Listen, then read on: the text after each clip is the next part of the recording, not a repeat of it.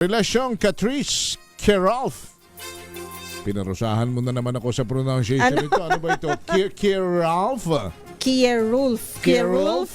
Basta Catrice at Cheska Karandang sa Instagram official na raw.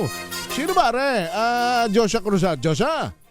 Tuluyan nang ibinunyagi na Catrice, Keralf at Cheska Karandang ang kanilang relasyon sa publiko matapos mag-post ng kanilang beach getaway. Sa pamamagitan ng isang video sa Instagram, ipinasilip ni Cheska ang kanilang masayang moment sa gitna ng dagat at buhangin na nagsilbi ring kumpirmasyon sa kanilang tunay na relationship status.